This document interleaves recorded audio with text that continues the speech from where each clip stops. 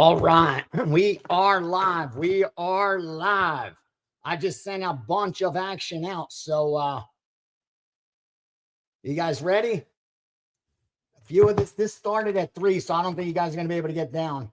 I got some college baseball, but I think it's a little bit too late for that. In case you guys could get down on Clemson. Clemson -1. We're good to -175. We're good to -175 on Clemson. We're going over in Florida State. You guys there? Shout out, shout out. I just gave out a handful of plays, boys and girls. So if you're ready, I'm gonna give you some stuff right now. And then we'll get into going through it. So just someone give me the thumbs up that you guys can hear, and we are good to go. Because I got all right. Welcome, Connor. Welcome, Connor. It started at 6 o'clock Eastern. I don't think you're going to be able to get down, Connor. But I gave out Clemson in college baseball, Clemson in college baseball. And I got a couple of lacrosse for you too. Let me see. The other college baseball I gave out was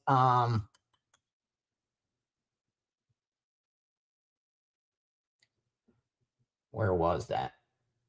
The under 11.5 Virginia Tech and Duke. Under 11.5 Virginia Tech and Duke. Now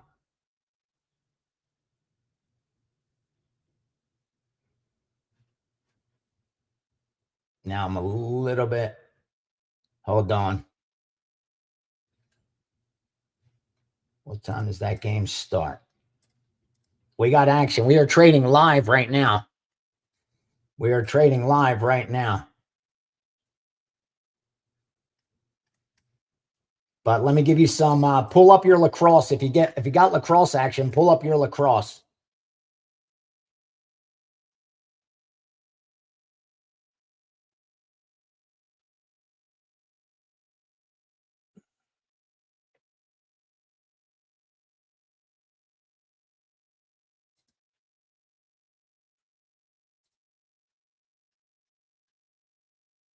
Yeah, that was actually 3:05 our time.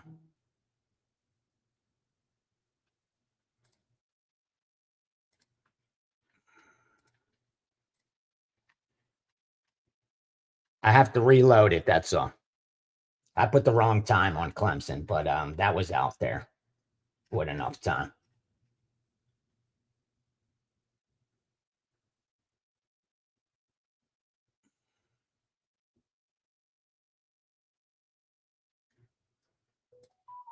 And the same thing with Florida. Hold on.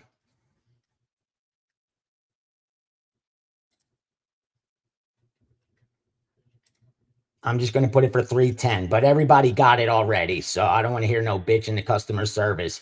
You guys got it with about 10 minutes left, or else if you're going to bitch, I ain't going to give it out no more. But I accidentally put 6 o'clock. I put the Eastern time instead of this time. So I'm just going to change it to 10 after. You're welcome. You're welcome. So yes, everything was in there 10 minutes before, but I just looked now and they should have said 3 o'clock, not 6 p.m. Because that's Eastern time, but I have Western time in the back end. So just so that they go in and they're not still up there like they're available. That's the only reason I changed it. So those games should be in progress. They should have started. And the Florida State also as well. All right. So, my man, good for you for grabbing Clemson. Let's go. Let's talk a little bit of lacrosse. You guys got lacrosse up? You guys want some lacrosse action?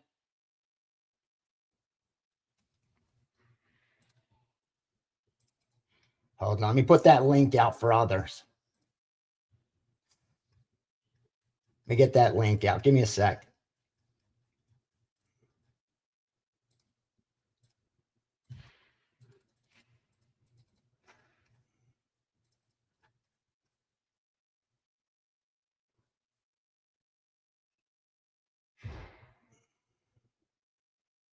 We got a lot of action here. We got a lot of action.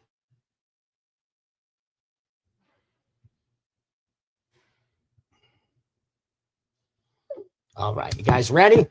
Let's go. What did I give out? I gave out a couple lacrosse plays that popped into the,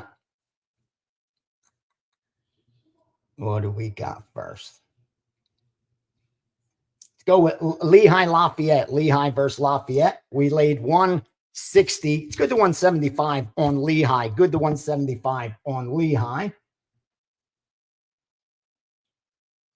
And then Bucknell versus Navy. Bucknell versus Navy. We also took Bucknell the dog at plus money and also at +2 on Bucknell. So there's a few lacrosse for you. I got some boxing for tomorrow as well. A little boxing for you. My pleasure, Beantown. Thank you for coming. Let me give you a boxing player too. Let's get that out of the way. I can't give them all because there's a package up, but I'll toss you a nice one for you. I got a big dog in there. I won't give that one because, you know, if you're getting a plus 400 or higher, you're going to cash, you know, throw that out 3 out of 4 times, even when running hot. So instead, I'll give you a coin flip, All right, you ready? All right, the fight is Brandon Glanton and Chris Billum-Smith. Brandon Glanton versus Chris Billum-Smith. That's tomorrow. And we bet Chris Billum-Smith. Chris Billum-Smith -110. Chris Billum-Smith. He should be up to -125. He's good through 125. I think he wins that fight. He beats Glanton 6 out of 10 times. 6 out of 10 times he beats him. And then there's also another money line bet and a total. So if you have boxing lines, yeah, you may want to take a look at that. We got a good boxing card up there for you. And of course, we got some MMA for tomorrow as well. I know that if you watch WagerTalk today, good friend and Andrew Babakidis, good kid over there at Westgate, he said one of his sharpest MMA guys went in there and they bet Jimmy Flick as a big dog.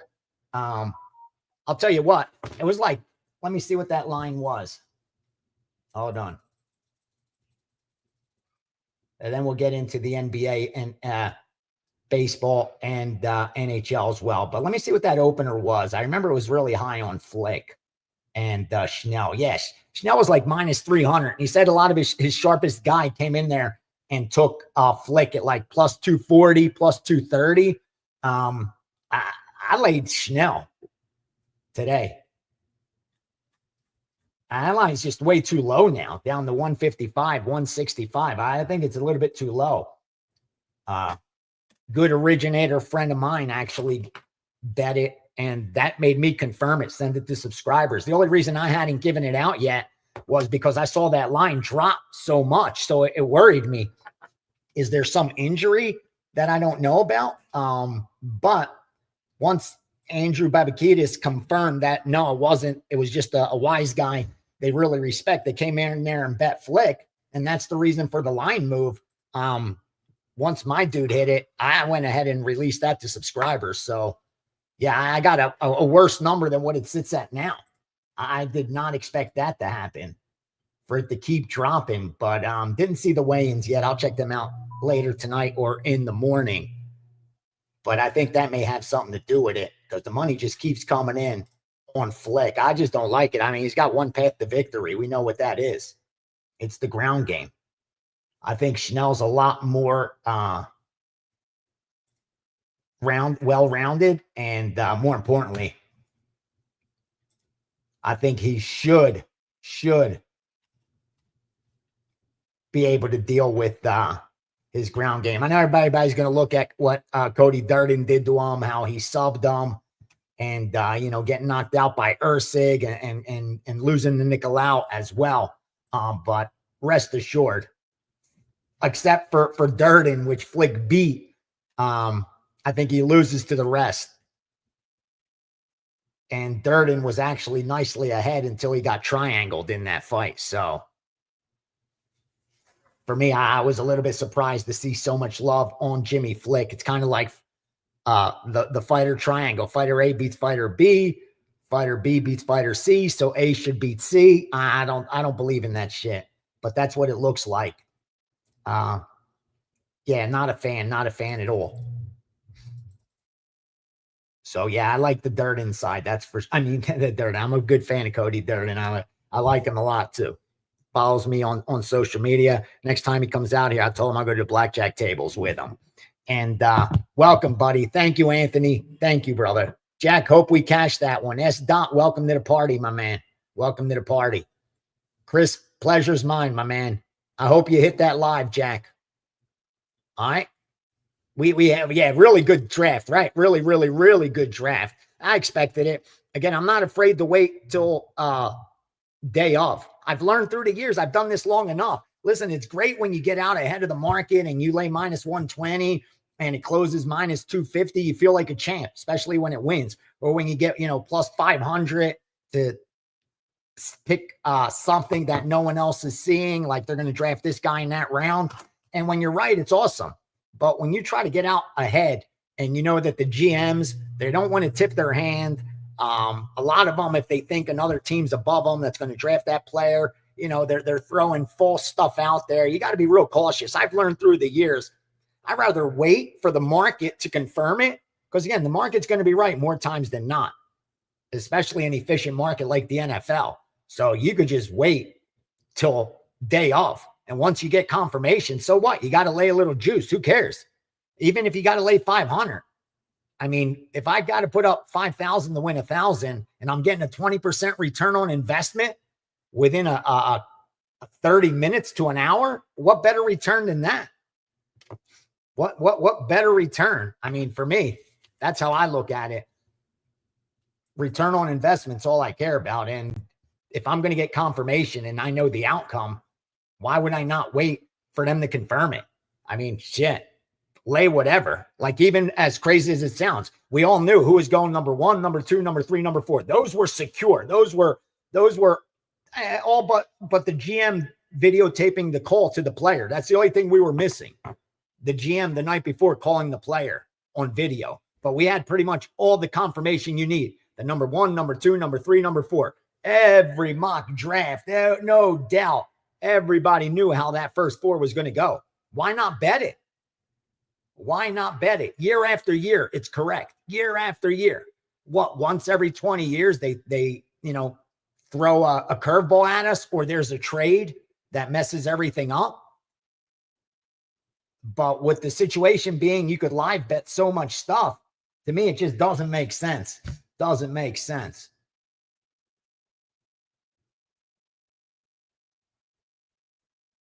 We got a 5% going tomorrow in MMA, in the UFC. You know how we've done on those 5%. I'm very, very, very selective with those. Very selective. Right now, currently number 1 in 5% plays in 2025. We've done really well with them. And in MMA, especially over the last 365. So I feel good about tomorrow's card. In fact, I looked ahead to next week's card. There's another fight jumping off of me, jumping right off the card. Now, I'm obviously going to do a little more research, going to wait till tomorrow, but do not be surprised if Sunday or Monday we find another 5% on next week's MMA card, regardless of how we do tomorrow. Because again, I feel very, very, very confident.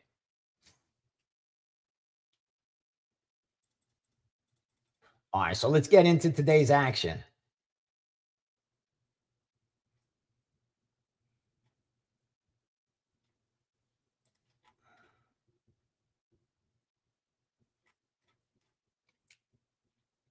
Time this baseball. Okay, we got some time till the baseball starts. Let's get into the NBA real quickly. Let's get into this. Actually, let's go over results. Thank you for putting that up there. 5% in 2025, 65.5 units. 75% win percentage, over 65% ROI. Again, we're selective with those. That's why I fire. I told you, I bet between 1 dime and 5 dimes. If I'm going to bet 5 dimes on something, I'm going to be extremely confident on it. So I will take the 75% on 20 of them. The pushes don't count, but we got to add them in there just to be on point. But 15 and 5, I'll take that all day on those 5 dime picks. Only 21 of them so far, and it's been January, February, March. April's done 4 months, 21. So what are we averaging there? About 5 a month, 5 max bets a month. In Blackjack, you'll do that in a week session. You'll make those. It's shipped sometimes in a day's session. So that's the difference between the Blackjack and sports. And I want to thank those of you that are in sneak peek. Numbers don't lie. Please keep that on there.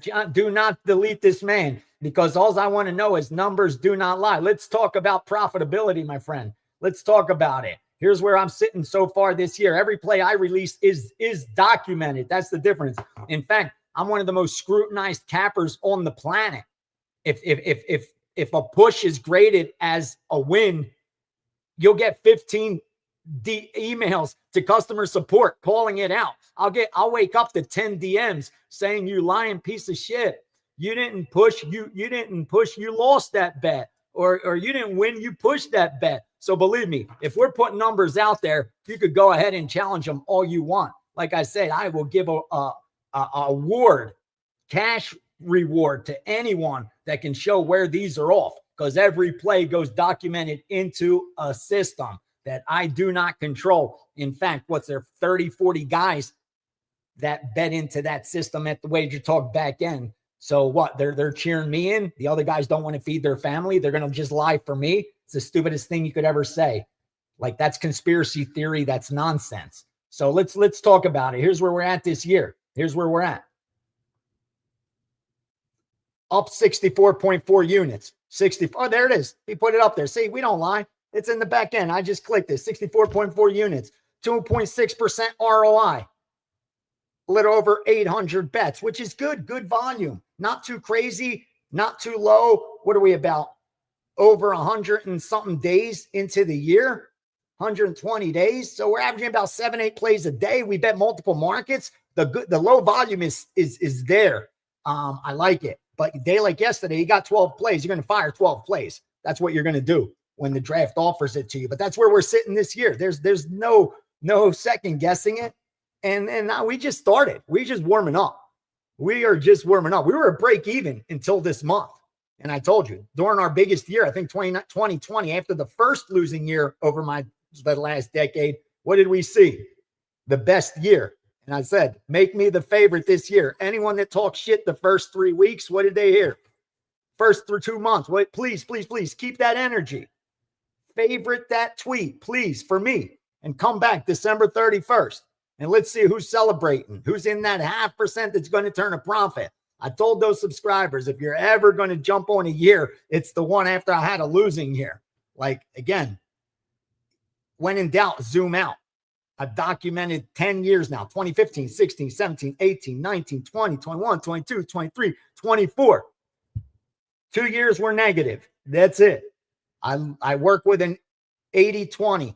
That means a 20% risk of ruin. You guys know it. 400 units is what you need for a 20% risk of ruin. So that means I'm going to double my bank 8 out of 10 times. I'm going to lose it 2 out of 10 times. I'm comfortable with those numbers.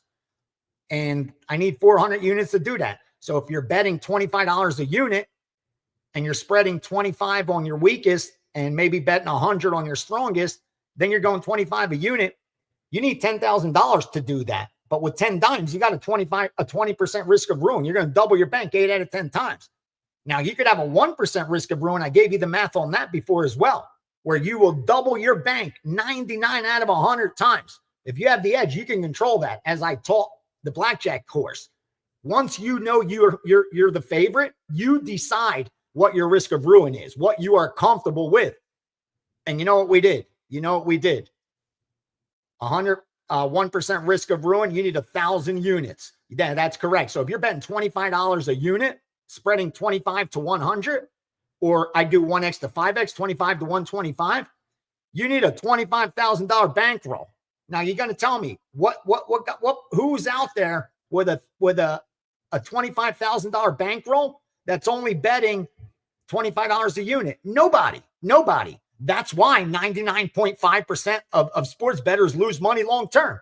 They're going to say, oh, Ace, you're crazy. With 25 dimes, what kind of money are you going to make? $25 a unit. Well, keep losing your bankroll. How much money are you making losing your bankroll?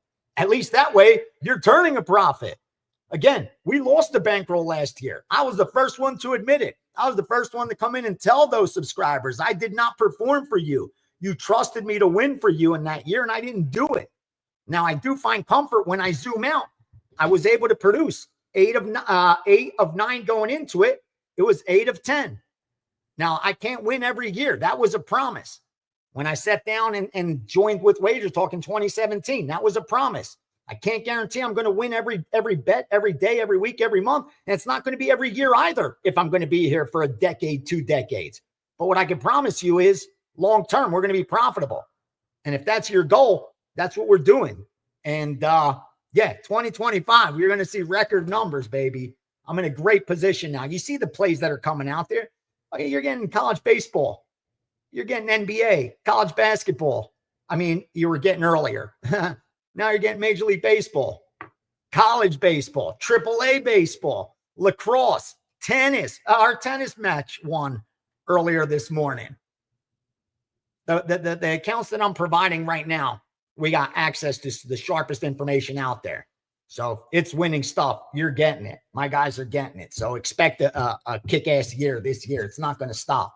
It's not going to stop. That much I can promise you. But you got to balance risk correctly. And again, here's the crazy part. You got to know this going in, okay? If you want a 40% risk of ruin, 40%, okay, which means you're going to double your bank 6 out of 10 times, but you will lose it 4 out of 10. So again, you're better than a coin flip, but you're still only 60-40. That's what 200 units gets you. So if you're betting $25 a unit and you only have 5 dimes, you're going to lose that 5 dimes 4 out of 10 times with an edge. That's with an edge. Forget if you don't have an edge. If you haven't proven you have an edge, that's with you proving you have an edge. Now, I'm not telling you to discourage anybody. I'm telling you this so that you manage your risk correctly. Forget with my plays, with your own stuff or with other winning stuff that you have access to. Don't worry about what I'm doing. I'm going to do what I do. I'm going to make my money betting my stuff.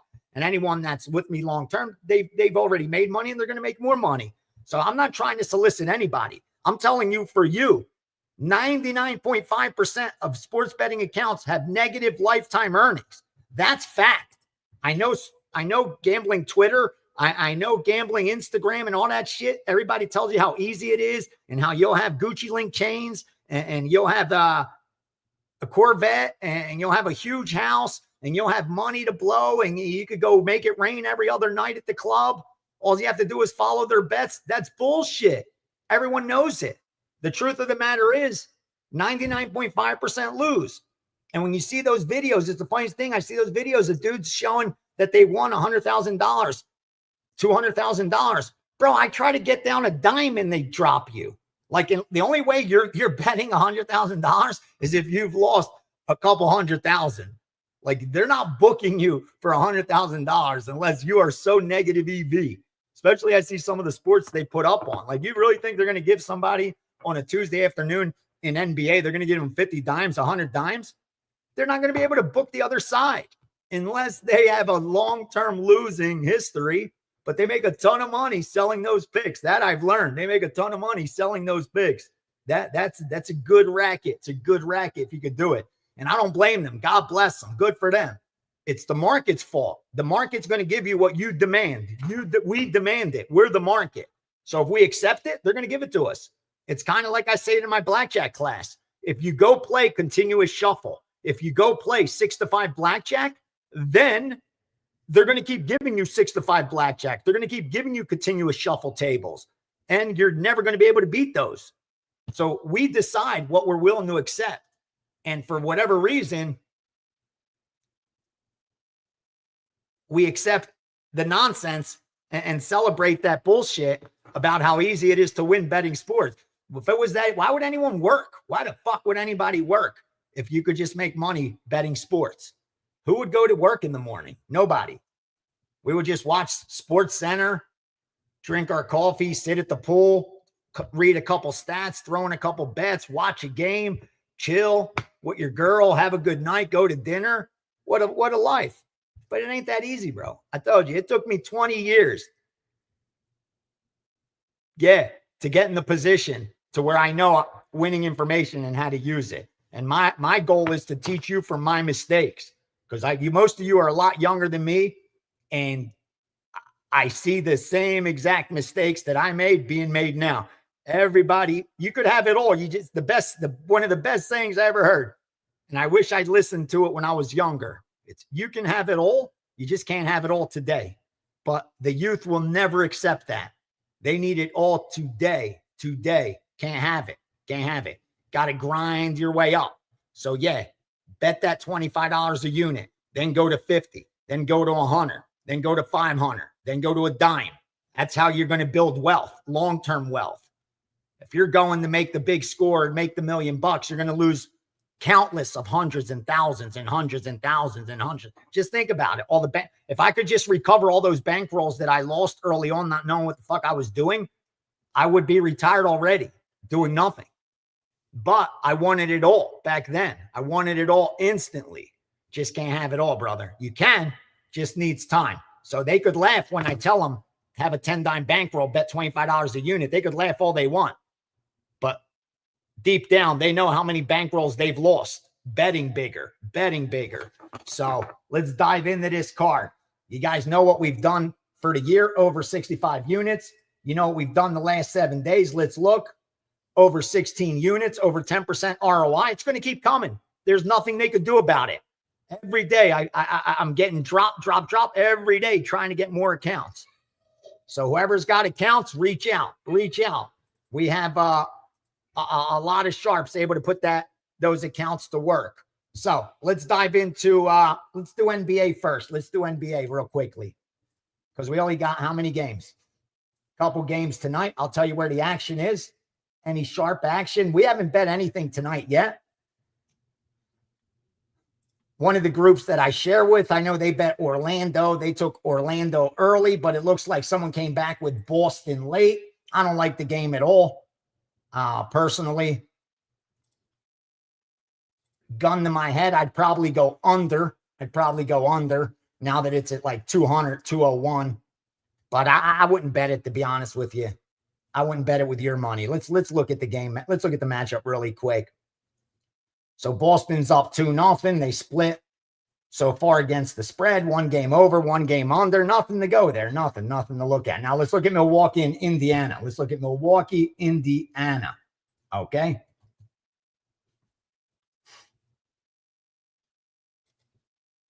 All right. Now, keep in mind, teams in Boston's position, they usually win this game 3, even on the road, more times than not, straight up. But let's look at this Indiana. Indiana's up 2-0 as well. They're in that same spot against Milwaukee. So obviously the Milwaukee money continues to pour in. That's why we're looking at 4.5, 5 at a lot of shops. It was up to 5.5. It was definitely up to 5.5. I like Indiana here. In fact, I think I may play Indiana. This line's a little bit too high. They're forcing you to pay a premium right now on Milwaukee. Because Milwaukee came in. Remember, they came in on fire. They had won, 8 straight games? They covered 7 of 8. So you knew they were going to be overvalued coming into these playoffs. How obvious was that? Where on the flip side, you look at Indiana, they were winning as well, but they weren't covering spreads. Remember? Prior to the playoffs, what did they do? They won 7 of 8, but they had only covered 2 or 3 of those games. So you had undervalued versus overvalued. What do? You bet Indiana game 1 and 2. In fact, we bet Indiana game 3. Let's go Indiana. Let's go. Let's bet some Indiana. What's that number? Can we get 5 right now? We could get 5. You're going to give me +5 on Indiana? Hold on. Am I going to go first half or game? Let me look at that first half line. This is crazy. They're just giving money away.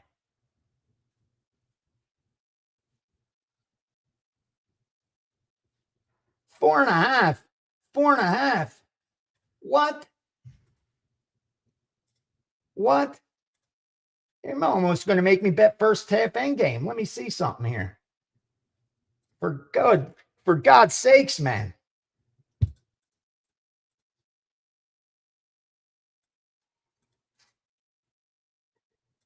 All right, let's go. Let's go. Let's start it off with a side. You ready? Let's go. Let's go. We're going to take. Let me just confirm this because I got a feeling I'm going to go 4% here. And by 4%, that means 1% of bankroll, 0.25. So let's go. Let's take the 5 on Indiana. FanDuel 5. DraftKings 5. ESPN Bet 5.5. Sports 411 5. Pinnacle 5. Let's take 5. I'm going to use 5. Ready? We are going Indiana Pacers. I'm not even going to sell this. You're getting this for free. This is a 4% play you're getting for free. I gave you college baseball. I gave you lacrosse. Now you're getting NBA 4%. You ready? Plus 5. Grab that 5. Grab that 5.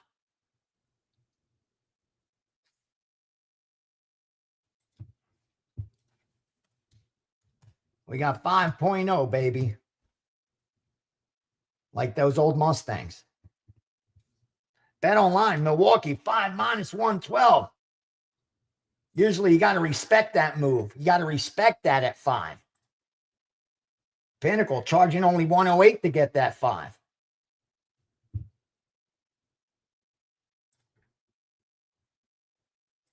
Bet online charging only 108 to get that 5. Let's bet it at Bet online. Let's save on that VIG a little bit. And I'm going to say 4% through plus 5. I mean, they're not going to have to lay big, but I'd buy it up to 120 if it was 4.5 because 5 is one of those numbers that should cost like 21. So we're going to take Indiana. We're going to go with Indiana. I just can't leave this alone. I almost don't even want to bet, but they're forcing me to. I had no idea I was going to be unloading on Indiana today when I woke up. Who thought that was coming? I didn't think we'd get a shot at basketball. You know, keep in mind, we may bet first half. We may bet first half too, but we're going 4% here.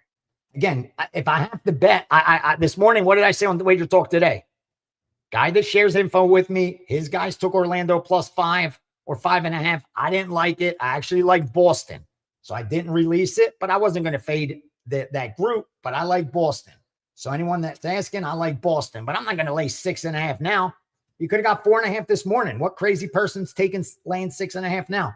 Even if they win, you got to have lost your mind. Why would I ever do that? You can't do that. You can't make money doing that. Even if Boston wins by 10, you ain't going to make money doing that. Can't be the guy laying 6.5 now when it was 4.5 earlier. Attaboy, Chris. Get that 5.5, brother. Get that 5.5 at the ESPN bet. Punish them. Punish them. That's what we're going to do. You got to punish them for that weak line. Win or lose, you're placing a great bet, sir. You're getting 5.5 when this thing should be 4 at best. My sharpest book, here's good news. My sharpest book, sharpest. Can't even say what book it is because it's off screen. But they are the sharp. Like back in the day, you would use the Pinnacle line to compare everybody else to because Pinnacle booked the sharpest stuff and the biggest limits. That's what I use this book for. Here's what my man's got. Indiana, plus 5, minus 115. Milwaukee Bucks, minus 5, minus 105. My man's urging you to bet Milwaukee with him. I love to see it. Doesn't mean we're going to win, but definitely what I like to see. That's definitely what I like to see. When the sharp books want to charge us more.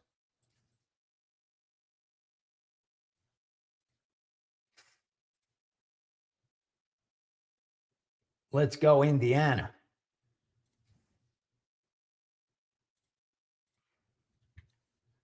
I just got a plus 5 minus 105.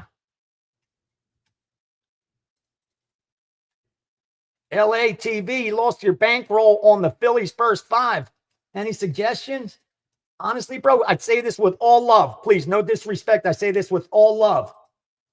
What are you doing betting your whole bankroll on an outcome of a 5-inning baseball game? You can't do that, bro. You can't. There's no such thing as a lock. You got to always walk to the window knowing that even when you're running hot, like if you're laying minus 110, even when you're running hot, you're hottest, you're going to throw that ticket away 4 out of 10 times. You will throw it away 4 out of 10. You got to keep that in the back of your head. So if you know you're going to throw that ticket away 4 out of 10 times, would you bet your whole house? No chance. And when you're betting even a minus 200, let's say you're betting a minus 200 where the break even 67%, then you have to walk to the window saying, you know what? Even when I'm running my best, I'm still going to throw that ticket out 25 out of 100 times, 2.5 out of 10. That should stop you from going all in. And again, I say that with no disrespect. I've been there, LATV. Trust me, I've been there. I've had my whole bankroll in my front pocket. I've had it in my front pocket. And I've unloaded it all on an outcome. So I'm not telling you I've done better. I'm just telling you that's what's cost me in my life. Don't let it cost you. You can't win betting like that, bro. You can't. And you can't say, okay, when I get the 10 dimes, I'm going to do it the right way. When I get the 50 dimes, I'm going to do it the right way. I've done that. And here's what I've learned. If you can't make money with 1,000, you're not making it with 100,000. Like that I know for a fact. Like if you can't make money sports betting with a dime, you're not doing it with 100 dimes. That's not going to make any difference at all. At all. So make sure you could start making money with that 1,000 before you try doing it with more money. And I promise you, bro, don't do it for me, LA. Don't do it for me. Do it for you. Dude, you're going to bet today. You're going to bet tomorrow. You're going to bet next week, next month, next year, the next 5 years, next 10 years. I hope God blesses you with health and you're alive for the next 100 years. Okay. So you're going to bet for a long time. You owe it to yourself to try to do it right. It's like this. Look, you see this? Why don't I look like the guy on the cover of Muscle and Fitness? Why? Because I don't deserve to. I don't eat like that guy. I don't sleep like that guy. I don't work out like that guy. I don't take the supplements like that guy. I don't take the juice like that guy. So why should I look like him? I'm not. That's crazy thinking. So with sports betting, it's the same. We know that only 0.5%, not even 1%, before sports betting became so huge, before there was ESPN Bet and it was just the hardcore gamblers betting sports, it was 1% of guys won. That's 1 out of every 100. Dave Mason, I asked him on my podcast with the UFC, is it still around 1% now that there's sports books everywhere? Now there's more information. Now that these kids, have all this access to the internet and info. He said, no. It's not 1% anymore. You're right. It's 0.5%. There's even more losers than before. So if only 1 out of every 200 guys are winning betting sports and you're over betting your edge and you're chasing and you're betting for action and you're betting this NBA game because it's on TV and you don't love the game, but like what of those actions reflect a winning sports bettor? None of them. So why should you be one? The same reason I don't look like the cover of Muscle and Fitness. I don't deserve it. I'm not willing to sacrifice and have the discipline to do that shit. So if I don't have the discipline and willing to sacrifice to eat right, sleep right, not party, not do drugs, not do any drink, not do any of the bad shit, and only work out. And again, take the right vitamins, supplements, juice, whatever I can get my hands on. So I look like that. Then I deserve to look like that. But what? I deserve to be a winning sports. I deserve to be in that 0.5% of sports bettors when I have $1,000 bankroll and I'm betting 50 a game or 100 a game. I'm betting 5 and 10%. Well, we know mathematically you're going broke, even with an edge. Like if you're betting, let's put it this way. If let's say you have an edge, you've proven it. You've won money over your last 2,000 bets. So you have statistical significance. You've proven that so you're now the favorite to win again over your next 1,000 or 2,000 bets. And you have a $10,000 bankroll and you start betting 500 a game, 1,000 a game, you're going broke. Your risk of ruin's like 80% the other way, where you're going to double your bankroll 20% at a time and lose it 80% at a time. Why would you want to be in that risk of ruin? Like, again, once you have an edge, like I taught my guys in Blackjack, you guys do have the edge. They already have the edge. There are still tricks to learn. And anyone that jumps on for the year, reach out to WagerTalk. They're going to send you the first 5 classes so you could catch up. awesome, awesome classes. And that's a skill set you could use for the rest of your life to print money. Like if you're not properly funded today, because a lot of you guys are young, just starting your career, you will be 2, 3, 4, 5 years down the road. You dust out those notes and you go bust them open, bro. That what I've taught in that class is sheer gold. I should have charged 10 dimes for that class. I'm just telling you. Again, no brag or nothing. The stuff that I wasn't sure I would ever share, I'm sharing to that class. So I'm telling you, those guys are going to be favored against the casino. But they know if they go in there underfunded or they bet size incorrectly, they will lose their money, even though they have the skill set to beat the house, even though they know how to count cards, even though they know when to hit, stand, double down, split. They know exactly what to do. They'll still go broke because they're over betting their edge. So they become a mathematical certainty to lose their bankroll. Again, if you have $1,000 and you're betting $50 a game, $75 a game, $100 on your best bet, you will double your bank maybe 10, 20 out of 100 times. You're going to lose it 90, 80, 90% out of 100. That's math. That's not my opinion. That's not from my experience. That's math. You can't outrun that. Like, again, you could defy probability for a little time. You can't defy probability forever. It's going to catch up with you. Like, it's the only question is how long before they lose it all. That's the only question that needs to be answered. It's not, are they going to lose it all? Are they going to double up? No. That's already been predetermined by what they're betting. The goal, the key is how long before they lose it, because they're going to lose it. The book's going to end up with the cash. There's nothing you could do about it if you're betting like that. So again, I know it doesn't turn anybody on to say, oh, take a $10,000 bankroll $1,000 bankroll and start betting, max $10 a game, bet $5 on your regular bets and a couple best bets a week, bet $10. I know that doesn't excite anybody, but you got to treat it like a business so it pays like a business. And how many businesses in the world are you going to open with $1,000? What is it going to make you?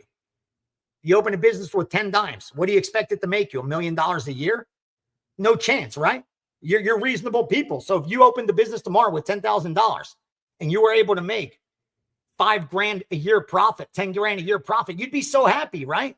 You'd be like, dude, I'm fucking A. I opened the business with 10 dimes. I'm making 10 dimes a year on it. In a few years, I'll have 30, 40, 50 dimes. Pretty good. And yet with sports betting, all reason goes out the window. They think I have a 10 dime bankroll. I should make 100,000 this year. In what world are you living in that's going to happen? You're going to make 10x your bankroll unless you're shoving. And when you shove, your risk of ruin's all the way up here, brother. All the way up here. Can't have that. Can't have it. Cannot have it. Again, I say this because I want to see you guys do good. This isn't me, looking down at anyone. This is me telling you I made all those mistakes. Every one that you're going to make or have made or are thinking about making, I've already made more than once. I'm teaching you preaching from experience, not from any pulpit where I stand above anybody. Hell no. If I was a smart man, I'd have known this a long time ago because I was making those same mistakes and I knew better. Again, I knew I was making those mistakes, but I still was hoping. I was in the hope business. I was using hope as my hedge. Hope was my hedge. I hope I get hot. I hope I hit this bet. I hope I go on a run. The hope business is not a good business to be in, bro. You want to be in the certainty business. That's it. That's why I say, even here, I'm not pushing any subscription or anything like that. Most of you should not be paying for my information. You don't bet enough. You're not properly funded to do that. But learn from my mistakes and what I'm willing to share. Again, some of you are properly funded, and a lot of you, we've already partnered up and made money, and we're going to make more money this year and onward. But not everybody should be paying for information. But that still doesn't mean you can't win, even on your own. Like, I want to see you guys do good, bro. So stay away from the hope business. It's not good. It's not a good business to be in. You're going to hope you weren't in it. That much I can promise you. Stay out of the hope business. Get in the certainty business. Where I have an edge, I bet size correctly. Now it's just a matter of time. What a good position to be in. So few people can say that. You can do that. All right, let's look at this last game. Lakers, Minnesota. We know where the money is. It's all in Minnesota. Right? Everybody likes Minnesota. Everyone likes Minnesota. Everybody likes the over. The line's shaded towards Minnesota and over. There's no surprises there. The key is this a spot to take the Lake Show in? Do we take the Lake Show in this spot? I mean, they got the split, right? At home. Minnesota now. Let's see. Lakers, Minnesota. I don't see any real reason to take the Lakers, to be honest with you. Probably better off betting Minnesota. Good thing we're on Indiana. I wish I got down on Boston early. Boston would have been a good money line bet, man. Boston would have made a nice money line bet to go into Orlando and win that game. I think at one point, what were they? Let me look at that. Right? Weren't they below? Yeah, they were well below 200. Damn, you could have laid this morning. When I was doing WagerTalk today, you could have laid 160 money line, 155 money line right the time I was doing WagerTalk today, 160 money line. Wow, that's a good bet. That would have been a great bet. Win or lose. If you have Boston money line minus 160 right now, whew, I'll buy that off you at minus 190. I'll buy it off you at minus 200. That's a good bet. That's a great bet. Too late now. They're charging 220, 230, 240. Can't do it.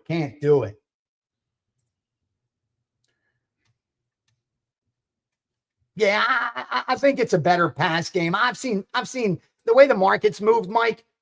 I mean, you got to expect that there's been difference of opinion with a lot of sharp bettors. It opened 5.5, went down to 3.5, then got bet up to 6.5, then back to 5. Like there's a lot of uncertainty in that spot. I like to stay away from that kind of stuff.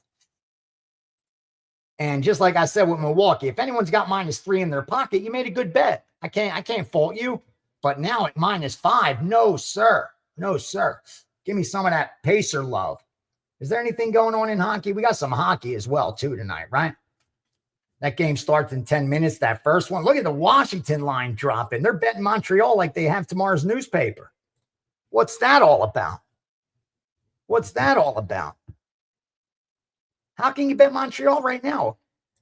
Bro, you could have got plus 120, 115. Now you're going to get even money or even lay minus? No way. It's a dead game. You can't bet it. There's only one way to bet that game right now. It's Washington or pass. But I don't like them, but I'm not going to bet it, but it's Washington or pass. Just not a game you want to bet. Let me see that Washington real fast.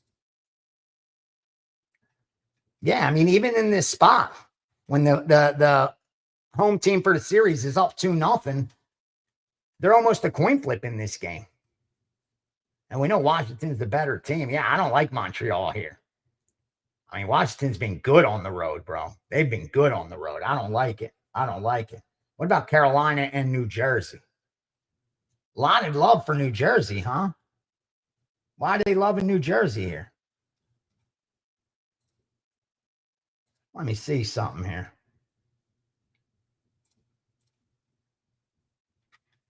I like the over a little bit in that Washington-Montreal game as well, right?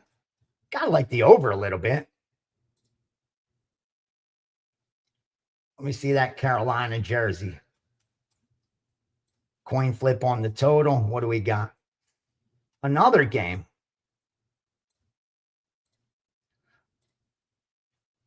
Hold on. I think we may have a bet here. Stop the presses. Slow down here. Oh, they're going to make me get involved again. I can't believe this. I was sitting on my couch having no thoughts at all to bet this shit. And now they're going to make me get involved. They're going to force me to get involved on Carolina and New Jersey. Let me look at that third game, though, real fast, too. Edmonton and LA. Right? LA's up 2-0, right? LA's up 2-0.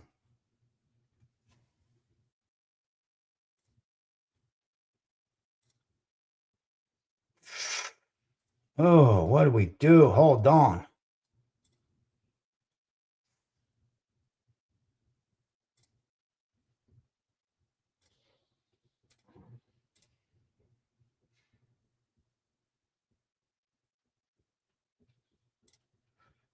Oh, man.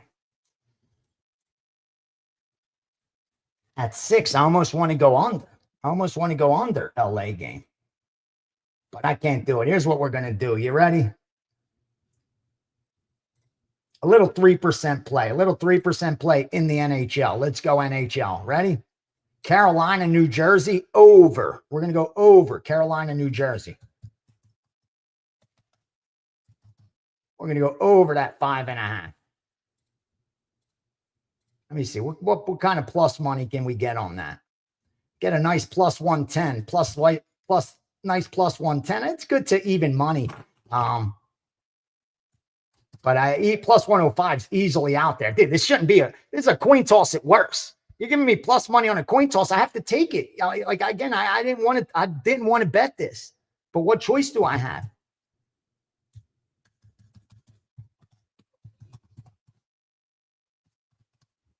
What choice? They're giving me no choice at all. I'm even going to look, this is what I'm putting in the analysis. 3% through over plus 101. If it's plus 101 or better, we got to bet it. Because it's a coin flip at worst. It's a coin flip at the very worst. This ain't a coin flip. This got recency bias written all over it. Wow. Do we forget that these two teams played 4 times in the regular season? Do we forget that 3 of the 4 times the total was 6? The total was 6. I get it. It was in December. I get it. But it was 6. Come on. Now, because of the 5.5 recency bias, and you're going to give me the plus money, they're forcing us to bet. I hate when I'm being forced to bet. I was just fine, chilling. I didn't need to have action. I wasn't looking for action today. We have enough action. I wasn't looking for NBA or NHL, but they make us. What are we going to do? What can we do? They put weak lines. We got to punish them. What can we do? Weak lines, you get punished. Got to punish. Got to reprimand them when they make these mistakes, boys. This might get upgraded too. This may end up getting a little upgrade too. Wow. All right, so we're sitting good on Milwaukee. And Pacers game, we got Indiana plus the 5, right?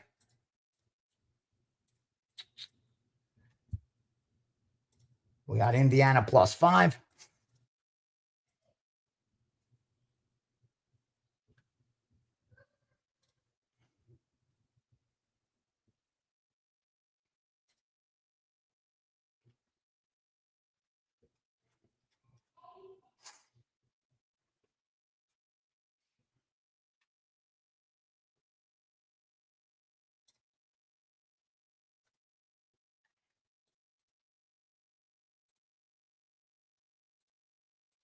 All right.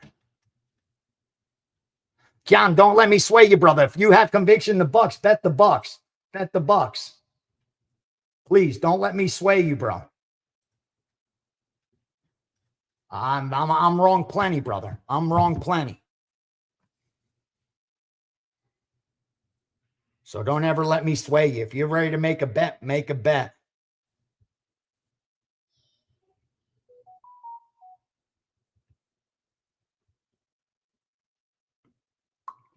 Always, always, always stick to your guns. Stick to your guns. Don't let anybody throw you off of your game. If you like a bet, place it, bro. There's so many times I log in and I see I want to bet something and there's sharp accounts against me. Still going to fire. All right, you ready?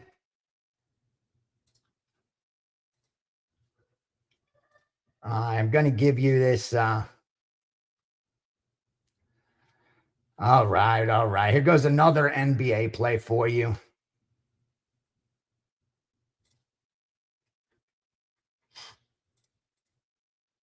Let me see.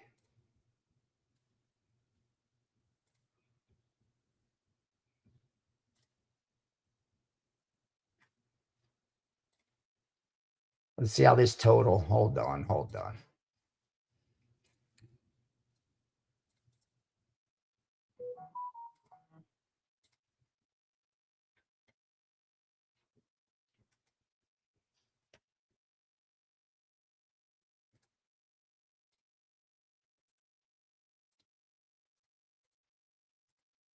Hold on. Okay, you guys ready?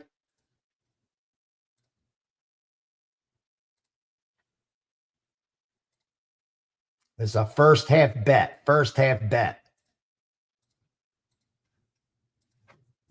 Indiana, and Milwaukee, 3% play. First half, total. We're going to go under 212, under 212.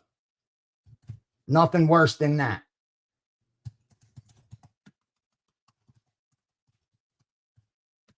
One twelve. You know what I mean. Under 112, 3% play. I could add a package up today with all this NBA and NHL action. What was I thinking? Could have been making money right now.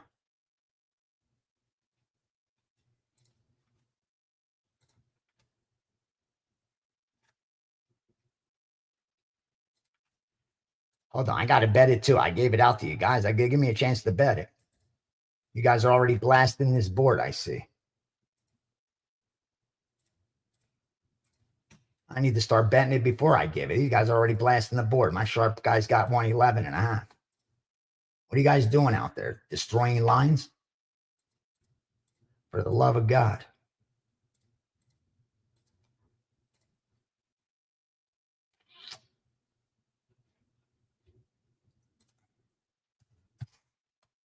My man's charging 120. What? Oh, this guy 110. That's more like it. 130 to go into 113. No. Can't have that. All right, so we got another one. We got plays today. Wow. That's good. SteamRoom's getting plays.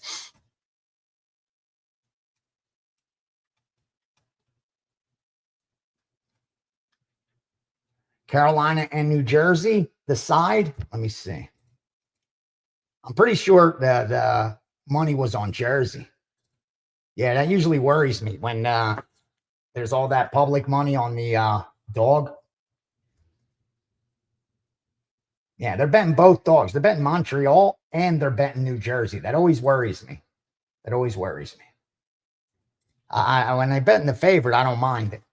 But when they're betting the dog like that, it tends to worry me. Especially the Montreal, man. I think Washington could go in there and crush. All right, let's look at some Major League Baseball real fast. This Yankees game starts in 5 minutes, right? We'll look at it real quick. I can't give a premium, but if I got a side, I'll give it to you. Pitching matchup. MLB. Nah, we passed. I like the under a little bit. Gun the head, I'd say let's go under. But since we don't have a gun to our head, we could pass. Luckily for us.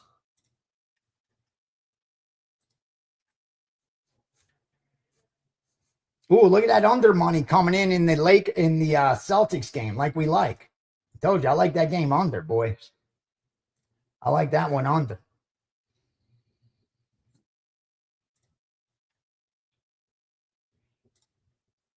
Ooh, I like the Lakers game under. I should have bet it, I think. Those first two go over? No, up, under, and over. At 200.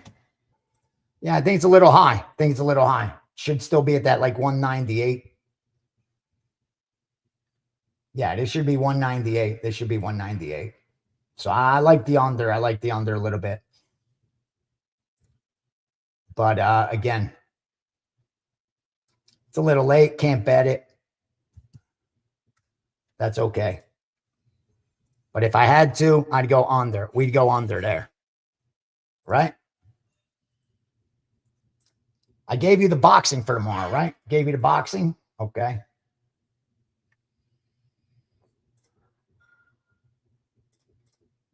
All right, let's look at the rest of the Major League Baseball real fast. Damn, should I bet that under? I'll leave it alone. I'll leave it alone. Damn, my year's $99 a month? Holy shit. That should be a day, bro, with the volume and good stuff that you're getting. Doing good for the people. Doing good for the people. I love it. My man, Paul, welcome, brother. Welcome. The pleasure's mine. Thank you. Thank you. We got over 1,300 people joining our little party. We should start doing these also live on don't they have that TikTok live and shit, right? We had to do some of that. Get some good sports betting stuff out there. Not all this nonsense that I keep seeing. I see a lot of nonsense out there.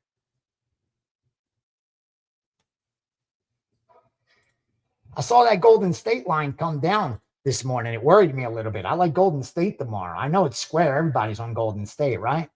Over Houston. I just think it's the right side. Let's get back to Major League Baseball. Let's see if we could pick out a baseball winner too. We got a little I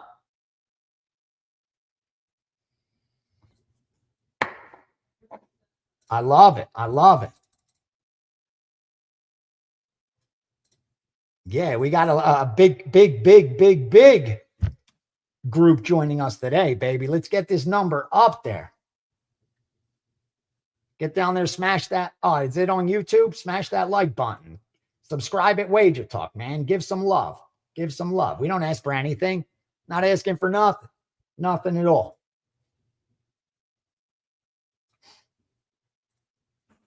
Just a little love. Just go down there and smash that subscription button for us. You know what I mean? Give us a little love so we stick out a little bit. You got a good group of guys over there, man. I talked about the Cubs on WagerTalk today, right? That was the steam move. And if you didn't see the line come back, it wasn't a scout. We talked about that. Minnesota and LA. Minnesota and LA. Oh, did I tell you guys? Want to hear a funny bet I made? At plus 5,000? Yeah, let me see what I bet. I'll tell you guys.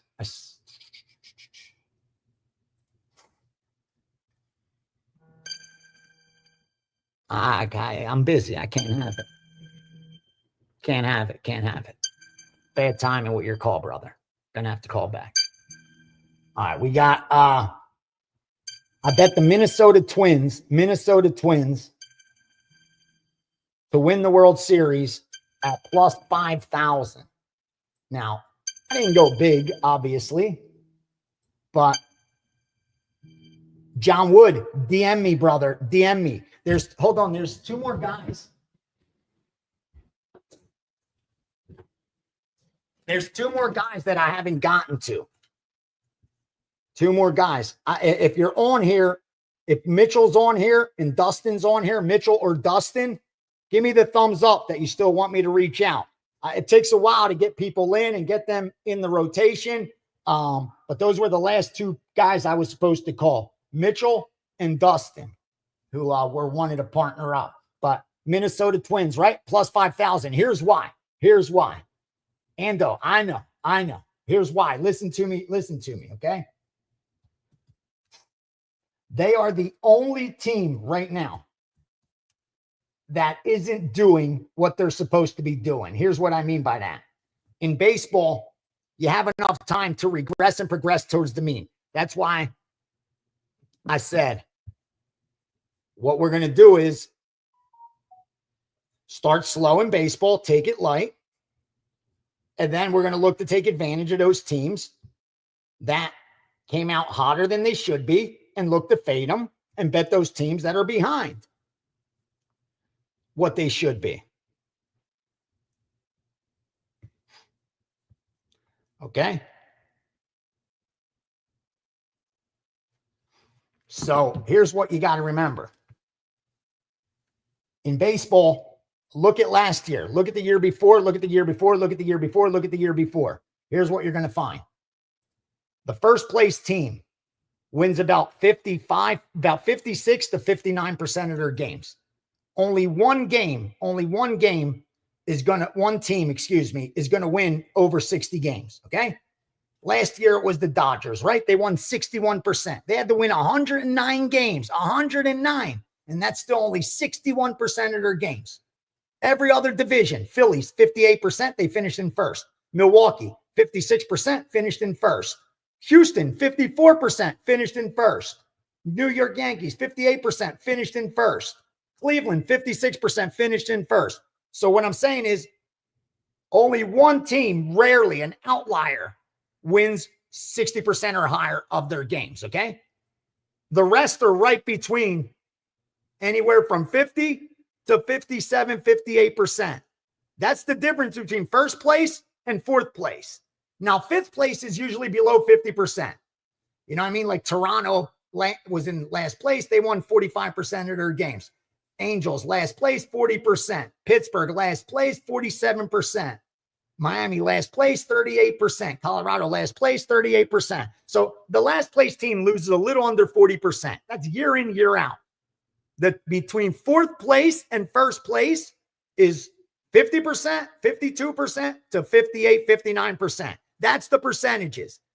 Over the course of a year, that's what's going to happen. So these teams that are out here on fire, right, that have won 70%. Okay, look at it. Detroit, they won 60% of their games. Yankees won 60% of their games. Cubs, 61% of their games. Mets, 72% of their games. San Diego, 68. San Fran, 65. Dodgers, 64. You really think 1, 2, 3, 4, 5, 6, 7. We're going to have seven teams this year that are going to win over 60% of their games? Is that what any of you guys are telling me? Because I could go back to 2023 as well. And you know how many won in 2023? What, 3 or 4? And that was an outlier year. 2023 was an outlier year, right? We know that because we go to 2022 and it's what? 2 teams, 3 teams, 2021, 2, 3, 4, 5. That's it. That's it. You're not getting 7, 8 teams that are winning over 60% of their games. That's not going to happen because they play 162 games. The sample size is big enough for everyone to progress and regress towards their mean, unlike NFL, unlike college football, where they play 11, 12 games in college football. Dude, how many times do we say on paper, we look at a team and they're like, wow, they're 9-0. Yeah, but on paper, they suck. They should be a 7-2 team. They should be a game or 2 above 500. Oh, they're going to regress. Sometimes there's not enough time to regress. You're only playing 11, 12 games. But when you're playing 162 games, you're usually going to play to where you are, your true value. There's enough time to bypass the improbable. And you're going to resort towards your mean. And what did we say? Almost nobody's mean is above 62, 63, 64%. Everyone's means between 50, 55, 60, right around there. So what did I look for? I looked for a team where season win totals, where the future showed me they're a lot better than what they're doing. A lot better than what they're doing. There's only one team like that right now because the Yankees in Boston should be 1-2 with Toronto 1, 2, and 3. In the West, Seattle and Texas and Houston should be 1, 2, and 3.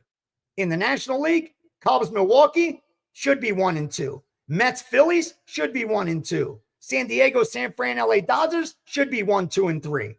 There's only one team that's in fourth place that shouldn't be there, and that's the Minnesota Twins. And who's above them? Kansas City. When the season's over, Kansas City will be below 500. You heard it here. Cleveland. Who else? Cleveland. When the season's over, Cleveland will be lucky to be at 500, to be a 50% team. Detroit's the only team that has a shot at winning that division. They're not going to do it with 60%. If they win that division, they're going to do it with about 55%. So Detroit's going to regress. Cleveland's going to regress. KC's going to regress. There's only one team that may progress towards the mean. Now, listen, if they get injured, if their starting pitching gets hurt, they lose some bats, then of course it's not going to happen. It's going to be like San Francisco, where after week 4, the 49ers were the best team on paper still. There were betting syndicates betting the Niners to win the Super Bowl when they were 2-2 because they expected them to progress towards their mean. Because on paper, they seem to be the best team. But injuries got them, and the season's not long enough. In Major League Baseball, it is. So I'm telling you now. I'm not saying they're going to win the World Series, but they should not be 50-1. No way should they be 50-1. In fact, I would not be surprised if this team wins the division. If by the time we get to the All-Star break, they're 1-2 with Detroit. Do not be surprised. They're now 6 games below 500. And they're only 6-6 at home, okay? They're 6-6 at home. This is a team that wins more games than they lose historically at home, right? It's a tough place to play, right? They went 47-34 when they won the division in 2023.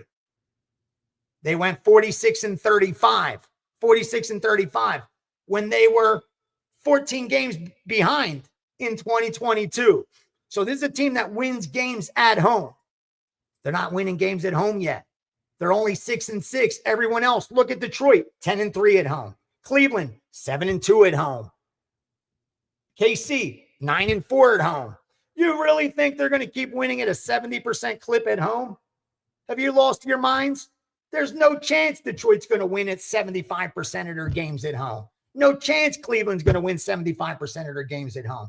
No chance Kansas City's going to win 70% of their games at home. So all those teams have outperformed their expected wins. You look for that teams to regress. Yeah, it sounds funny betting Minnesota right now, right? It sounds funny betting Minnesota.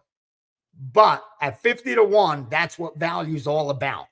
Remember this right here, this live SteamRoom right here. At 50-1, baby, 50-1. Give me 30. I got a 30-1 for them to win the American League. Why not? Just get me to the playoffs. Get me to the playoffs, and I'm going to earn some money off of that equity, especially if they win the division.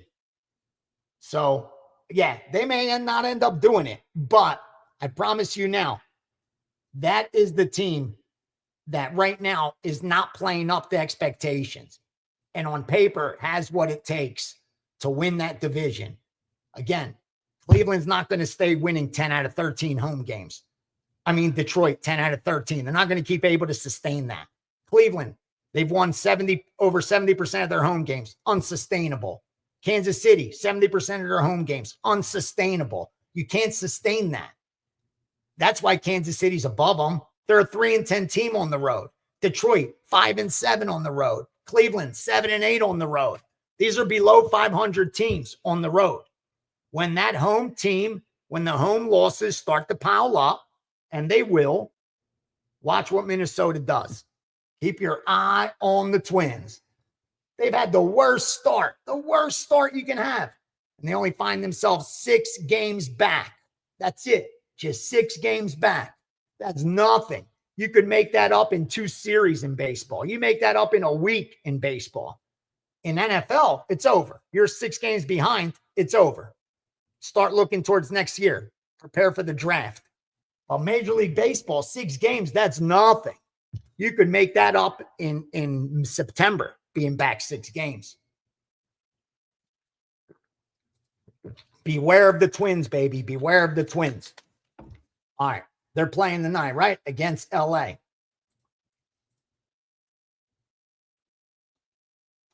See this pitching matchup. Hendricks, Ooh. Against Lopez. Oh, they're going to hit for Lopez. They're going to hit for Lopez.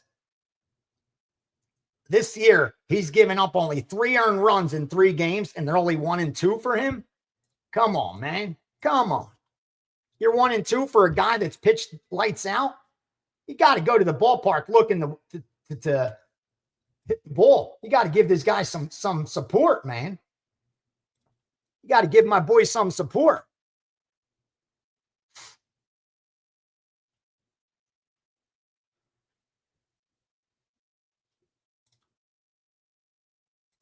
Yeah, we got to look to Minnesota tonight. Let's look to Minnesota. Where's Minnesota? Let's take a look at this Minnesota team. A little chalky.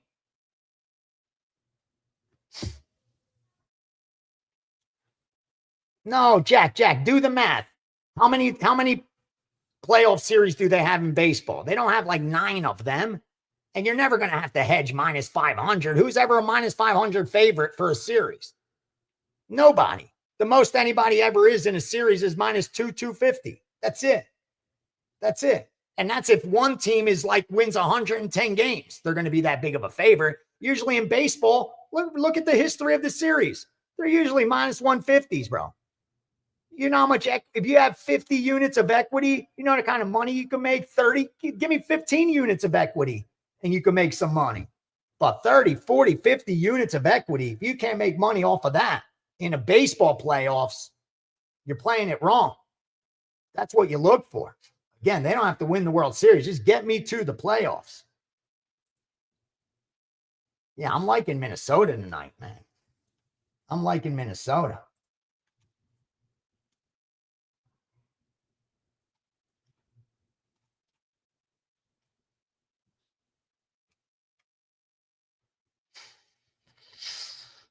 Hendricks only threw 63 pitches last time out. Let me see this. Let's look at the relievers real fast. Let's look at the bullpen. Who's available for Minnesota? Okay. Duran's on 3 days rest. The righty. The lefty. Colombe's on 2 days rest. Stewart's on 2 days rest. Sands is on 2 days rest. I don't like Sands. He's been awful. He's been awful. But get me Duran on 3 days, Colombe on 2 days. Yeah, let's go Twins. Let's put a little Twins. Let's put a little 2% twin bet. Let's cheer in this Twins. Let's get the Twins in there. Over LA tonight. A little 2%. 2%. 0.50. That's a 0.5% of bankroll. So you got 10-dime bankroll. You're just betting 0.5%. 0.5%. That's a $50 bet, right?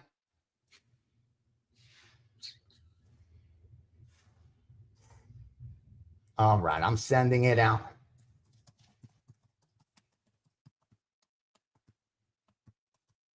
Little 2% play. Why not? They were about 170. It would be a 3% play. 150, it would be a 4% play.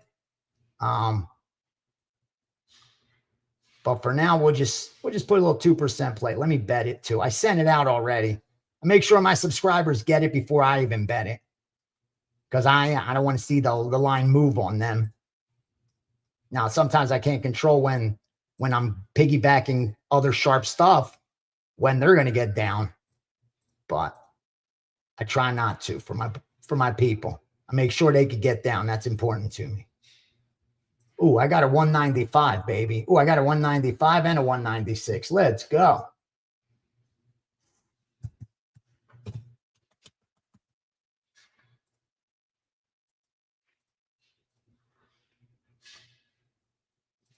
Let's go, Twinkies.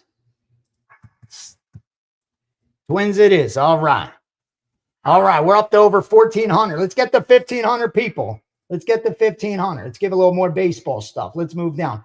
Kansas City at Houston. KC at Houston. Don't worry. I'll get you out of here within 30 minutes. We'll do UFC. Don't you worry. I got you. All right. KC, and Houston.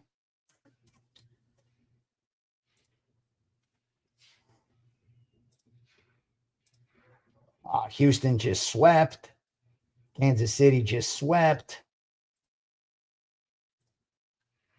Yeah, I don't like it. I don't like the game. Actually, lean over. Gun the head. I'm going over. But looks like the under got some respect. Open 8.5 now. It's at 8. So no reason to fade that stuff. St. Louis and Milwaukee. Let's look at St. Louis and Milwaukee really quick. I don't think I got anything on this game either.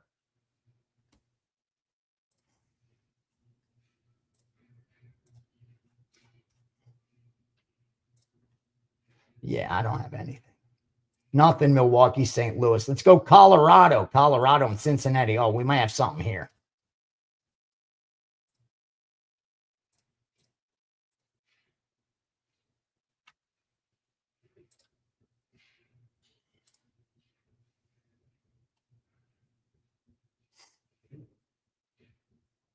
Toronto may have been live today, too.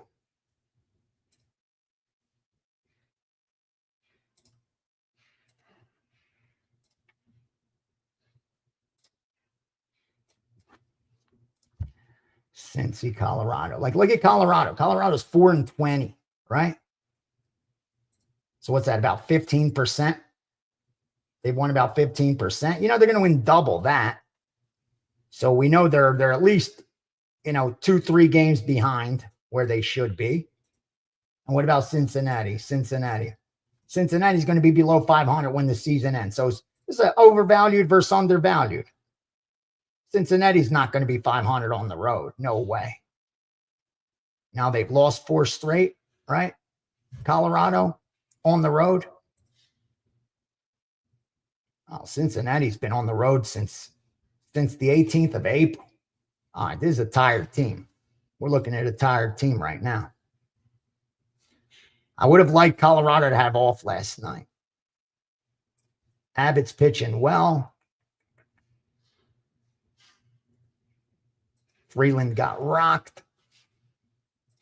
See what that line's doing.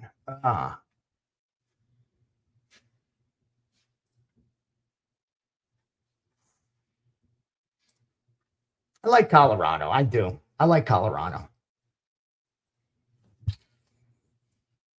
I don't think enough to bet it. I don't think I like Colorado enough to bet it, but pretty close. Pretty close. It's a later game. We'll be off of here. Subscribers, keep your eyes open. We may be on Colorado later. Let me put that one down. We'll keep an eye on Colorado. Atlanta, Arizona. Okay, we may have some action here too. I was looking at this game earlier. Yeah, the Braves are going to be better than 2-11 on the road. Come on. Atlanta's going to be fighting for the division with the Mets in Philadelphia. Atlanta's got no business being 4 games under 500 or 2-11 on the road. Are you kidding me? They've now finally won 5 of 6.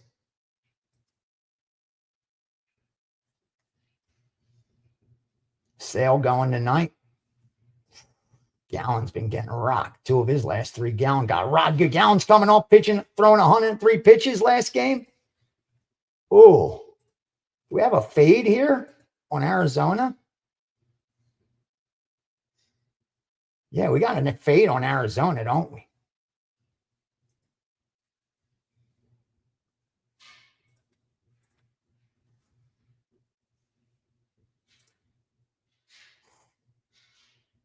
So let's look at Atlanta. So we're looking at Colorado.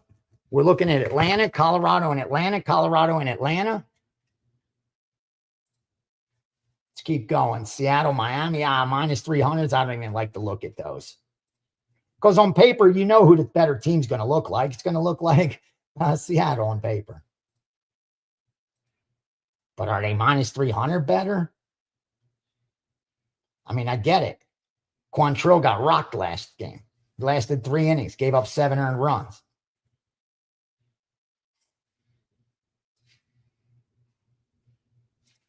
No way would I bet Seattle. No chance. Even if they crush in this game, they ain't no 300 favorite. No chance, 300 favorite. I like it, Jack. I like Atlanta. I do. All right, San Diego, Tampa. Let's look at that real quick.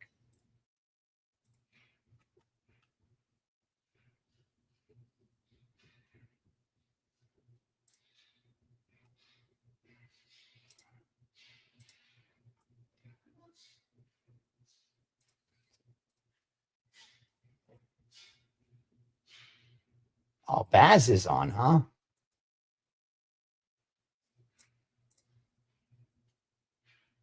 Baz is pitching. I like him a little bit. I like Tampa a little bit. I can't bet it.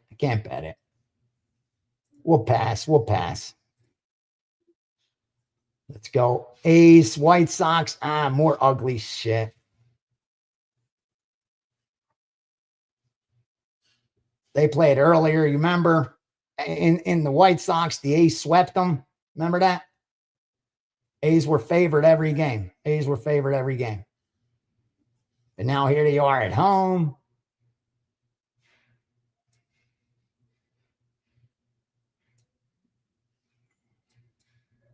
Yeah, I can't bet that A's team. No way. Those prices are crazy, man. I'm going to lay 200. It's got to be a team that worthy of 200.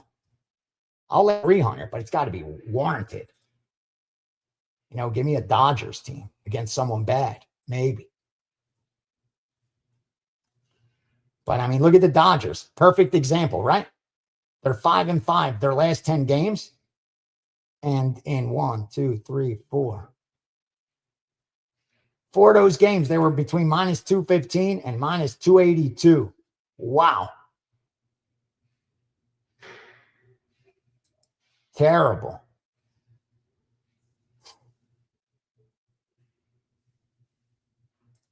Texas, San Fran. This looks like a coin flip. These are the kind of games I like to approach.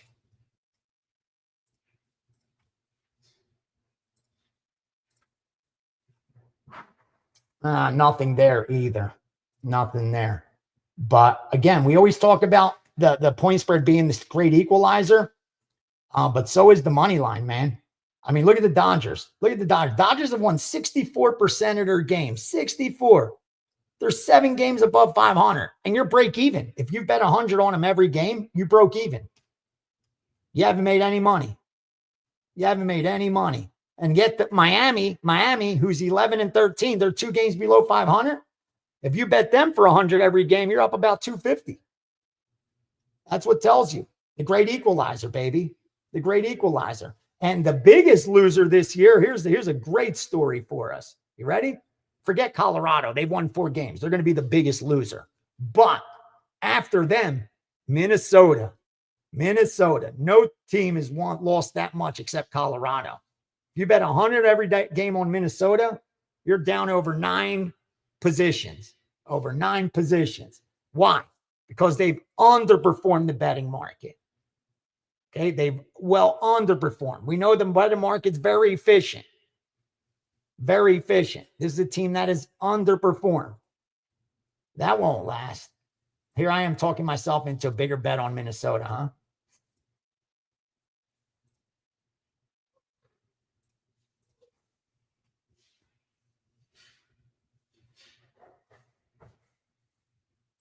Odds on the next Pope. Let's go. Who's the favorite?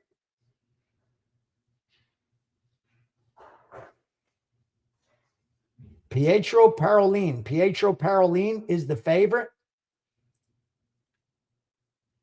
Cardinal Secretary of State of Vatican City. Okay. The favorite is to come out of Europe on minus 120. Can't believe we're looking at Pope props. Really?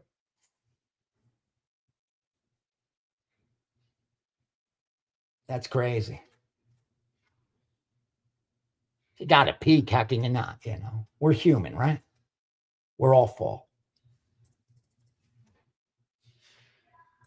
All right, let's go. Let's look at a little more. We're going to talk real quickly.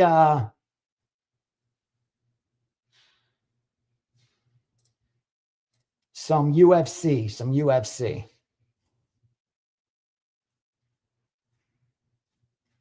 Let me see. Washington right away. 1-0 on Montreal. Go Caps. Go Caps. Go Caps. How about NBA? Celtics up 7. Too early. Too early. Don't mean anything.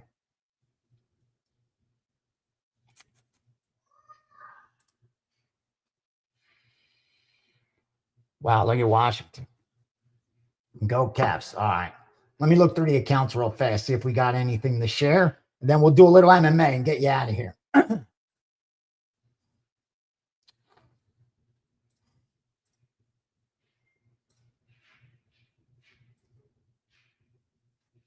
Right.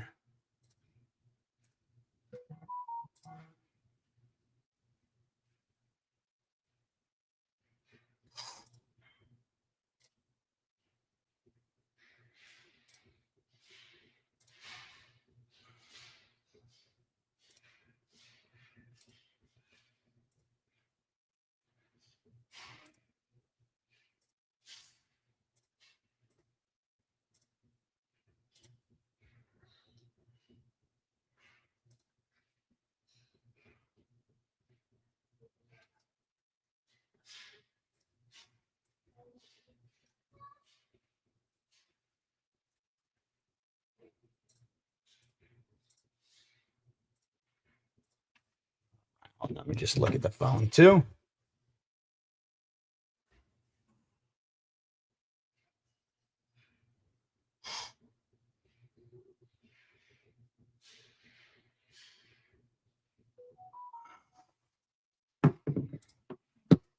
All right. Let's do a little MMA action.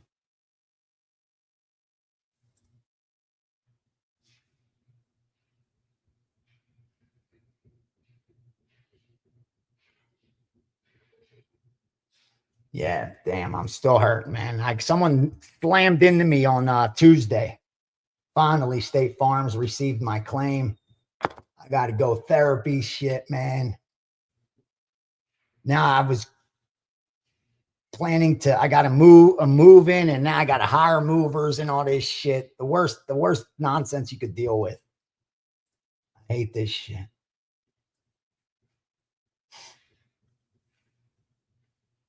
But that's life, right? All right. Let's get into some MMA.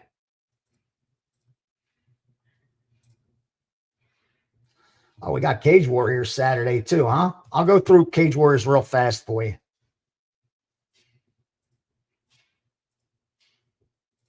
Because that starts at early in the morning, huh? Early in the morning tomorrow. Let's see real fast.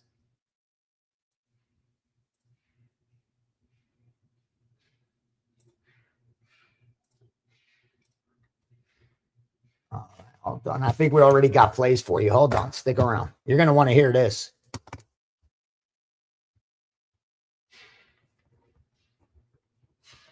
All right. It's web.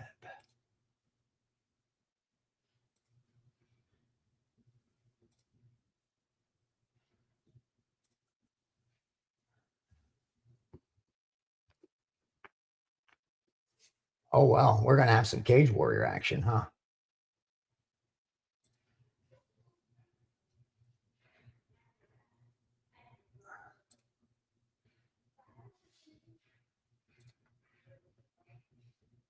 Blair, McCarthy, Darcy, Sullivan.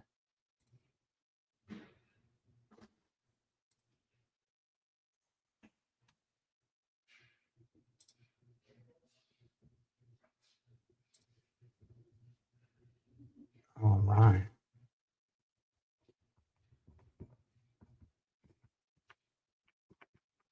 All right. These start 8:30 tomorrow. I'm going to give you some action now. You ready? You ready for Cage Warriors?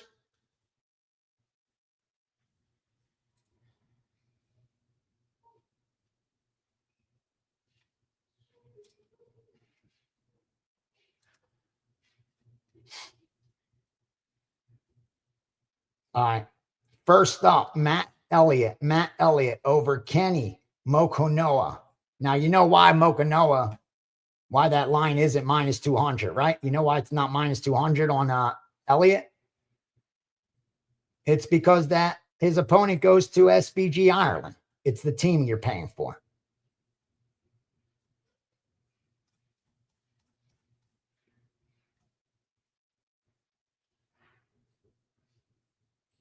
Yeah. Look at the level of competition.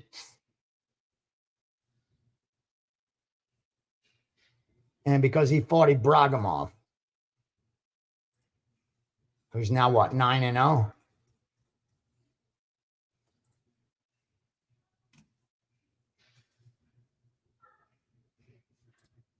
Yeah, I'm looking at, here's what I'm looking at. I haven't released, but we're going to look in the morning too. I would do 2% on Matt Elliott and take advantage of the SBG Global Connect. Move up to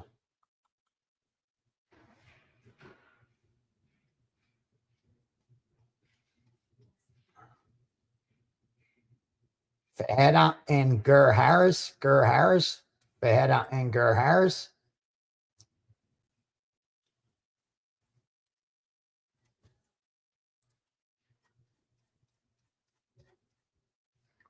Harris got that split decision against Scott in that last Cage Warrior in July, the July one. So he hasn't fought since 2024.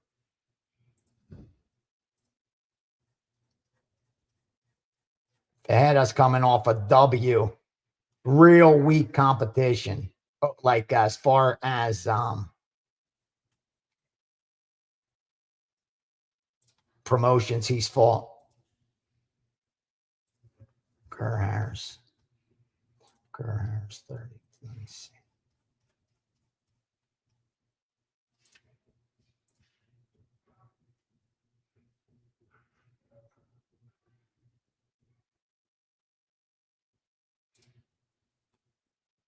Yeah, I'm going to have to bet this now. Ready? 3% play because I think this line's going to go up as more people take a look at this game, at this fight. You ready? Harris, 3% play.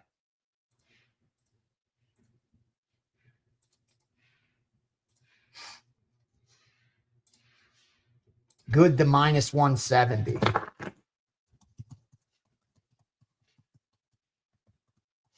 Good through minus 170. You know what? I'm going to add that into the boxing package too. I'm going to be kind and add that into the boxing for free. Let me go fix that. I'm going to give it boxing and Cage Warriors. Yeah, going to give them some action here. That's how we roll. All right, so Harris 3%. I got one more, don't worry. But let me fix that package so they know what they're getting.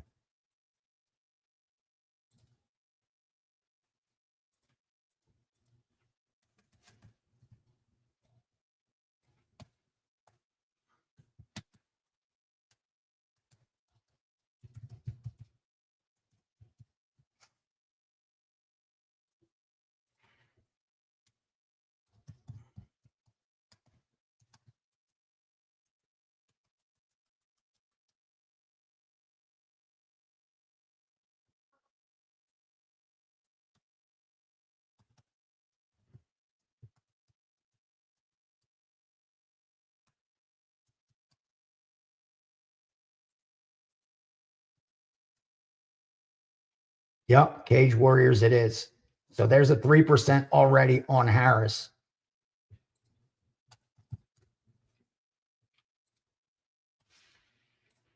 So we got a 3% on Harris, all right? Let me bet him too real fast. Get that Cage Warriors action. Where are you? And then I got one more we're looking at too. Don't worry.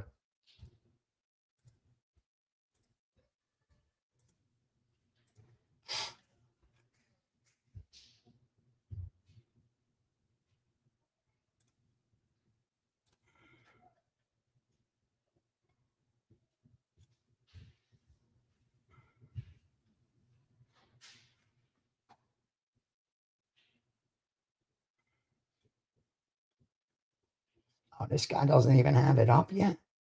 What are you doing? What are they sleeping? Where's the Harris line? With this guy. This guy, man. Gonna have to just bet it here then. No line. Just gonna have to give it to one of the outs. Damn, I laid minus 170. He moved it to 193. Good Lord. All right, last but not least. You ready? Last but not least. Go to the main event. James Sheehan and Justin Burlinson. The welterweights. This is for the championship. Let's go.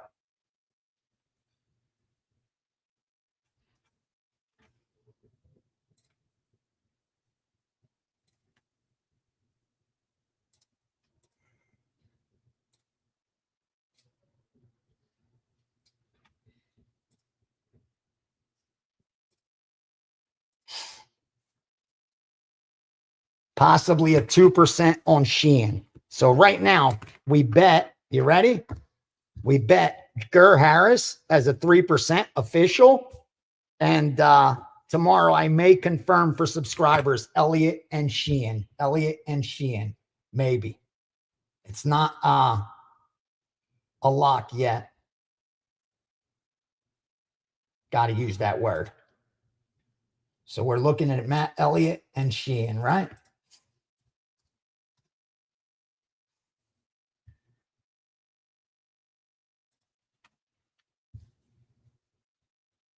But Harris is the side we like. Now let's go to UFC real quick, and I'll get you guys out of here. We spent a nice 2 hours. Good Lord, it wasn't supposed to be this long. Let's go. Where are we at? Over 1,500. That's it. That's it. Get them in here. Let's go. All right, let's start at the bottom and work our way up. You ready? Edwards and Chandler, you know who's going to win that fight. Edwards is going to win that fight. But the line's gone. It's been destroyed. So you can't even mess with it.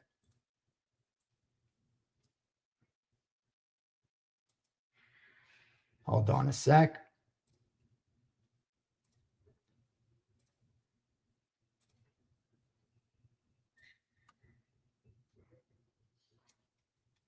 I mean, you look at Edwards. This is where she gets it done as a favorite. She's won 4 or 5 as a favorite. This is Chandler. She's been the dog every single fight. This is going to be 5 fights in the UFC, 5 fights as the dog. So I don't feel comfortable laying that kind of price on Edwards, but I think she does get it done.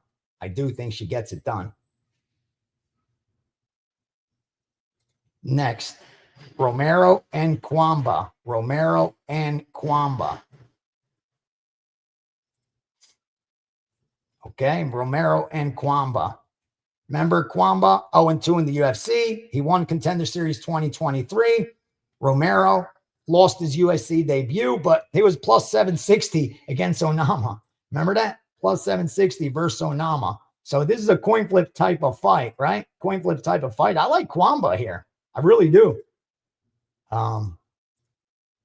Haven't bet it. But this is his 3rd UFC fight. Back against the wall. Gotta like Kwamba here. I think Romero's getting a little too much respect for taking Onama to a decision. But, you know, 3 of the last 4 for Onama have gone to a decision. So I like Kwamba here. Haven't bet it, but I like Kwamba. Haven't bet it.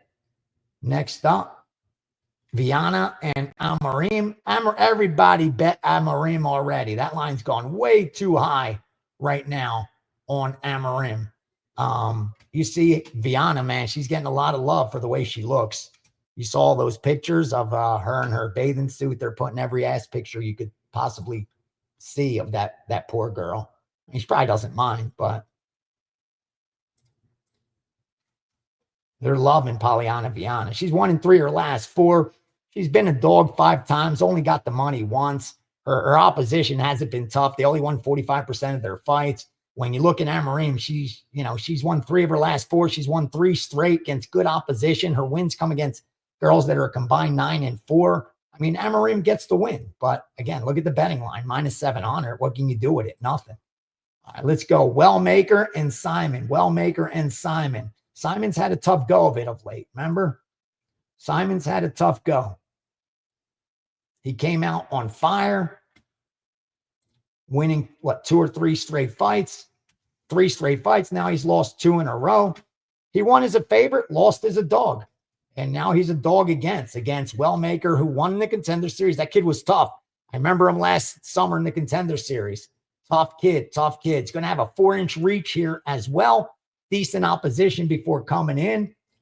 The only thing I don't like is Simon's book back is to the wall, having lost 2 in a row. I don't think there's a lot of value here, but for me, it's Wellmaker or pass. Gutierrez and Castaneda. Gutierrez and Castaneda. Listen, man, the line's too high on Gutierrez. I think Castaneda's live, man. I do. Now, Gutierrez has been a killer as a favorite. He's 7-1-1 in this spot, but zoom out, he's 2-2 over his last 4. And as long as Castaneda could avoid those leg kicks and mix it up and make it ugly, I think Castaneda may be live. So I lean Castaneda here, but obviously the line don't agree with me. It's moving up a little bit from 135 now up to 140. I saw 135 yesterday. All right, let's go Elder and Young. Elder and Young. Elder, 2-1 favorite. What do we got? What Elder's won 2 in a row. Another spot where he's a good hammer, not a good nail. He's 2-0 as a favorite, 0-2 as a dog. But his opponents are a combined 0-5 overall. Now, Young's making his debut. Here's what we know. He lost on the Contender Series, and he had weak opposition pre-Contender Series. He wasn't fighting killers. Yeah, I can't bet this fight. I mean, it's Elder 2-1 favorite. Why? I don't see it. For me, it's dog or pass, but I haven't bet it. All right, Flick and Schnell, you know how I feel about that. You know how I feel. Flick 0-3 as an underdog, 2-0 as a favorite. Another good hammer, not a good nail. Schnell, tough opposition. His losses come against guys that won 67% of their fights. So at least his losses come to top guys. You look at Flick. Flick's got 2 UFC wins. Those guys are a combined 2-4-1. So he hasn't beaten anyone good. This is a step up for Flick. I get it. There's a lot of love on the Flick side, but where this line sits, all that value's gone. You could have got him at plus 240. Now you could only get him at plus 130. No way. It's Schnell or pass right now. I like Schnell. Keep going. Alaskarov and Muniz. Remember when Muniz had so much potential? He won the Contender Series. He won in 2018 in Brazil, 2019 here in the States, and 3-0 as an underdog. But he hasn't fought since December of 2023. Now look at Alaskarov off his first UFC loss. Tough opposition, though. His loss was against a 16-5 opponent. But what happens when this guy gets out of the first round? If Muniz could get him into the second round, what's going to happen? I'm not sure because I haven't seen Alaskarov come out of the first round. So laying 450, no way. Again, he's probably going to win that fight. On paper, -500s are better, and they usually win. But I can't lay 500 against Muniz. No way. No chance. Brown and Dolby. Let's see Brown and Dolby. Brown now a 3-1 favorite. Wow, that line's climbed from 2-1 to 3-1. Dolby's going to have 4-inch reach. Brown 4-inch reach advantage, 6 years younger. Dolby's now 40. As a favorite, Brown's gotten the money 9 of 11 times. He's 7-2 his last 8. He's off a loss, but that was by split decision. So yeah, this is Brown's fight to win. But Dolby's just such a tough out, especially as a dog. Dolby's won 4 of his last 5. He's 5-2-1 as a dog, like he's a tough out, man. I get it. If you laid minus 200 on Brown, you made a great bet. And up until a week ago, you could have got minus 200. But laying minus 300 right now, I don't see it. I don't see it. Not me. All right, Beheda and Magomedov. You usually pay for that Magomedov name, don't you? Beheda and Magomedov. Remember when Beheda kept winning fights? Beheda just kept winning fights for a while. Abbas is going to be tough, man. Abbas is going to be tough. He hasn't done well here as a dog. Been a dog twice, lost both. He's, done well in the favorites role where he's 3-0. But it was against guys that are combined 12 and 11, where Beheda's gotten it done against top-level opposition. And Beheda's coming in off a loss now. He's won 8 of his last 9. He's 6-2 as the favorite. You got to look to the Beheda side, but this isn't going to be an easy out for him. Abbas is tough, man. Remember, until he gassed against Strickland, all the hype was behind him. Remember, he was a big favorite against Strickland. Then he lost to Kyle Bahio, but who hasn't lost to Bahio? He's going to have a 5-inch reach advantage in this fight. I don't know, man. I wouldn't lay this kind of price against Abbas. I don't like it. Onama and Chikadze. Chikadze, a nice plus 170 dog. That's because Onama could stand with him. That's because Onama can stand with him. And, Chikadze now off a loss, 1-2 his last 3. He's done well as a dog, 4-1. And his wins come against guys that won 61% of their fights. So this is definitely a step up for Onama. But Onama's got the momentum, man. He's now won 3 in a row. He lands volume. He's got power. That's the problem here for Chikadze. That Onama's going to outland him. And he's got 6 years youth on him. I like Onama. Anthony Smith against Zhang. Dude, if Anthony Smith could get this into the second round, people are going to be nervous.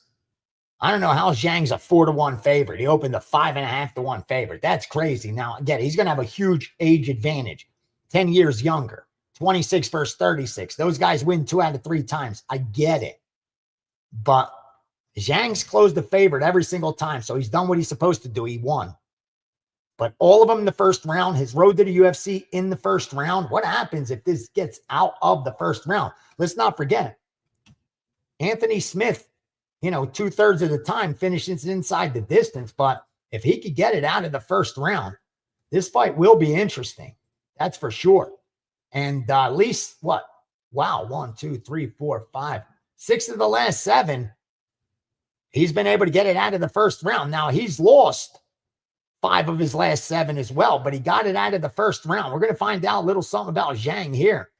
And let's not forget, before the UFC, Zhang, he was a what?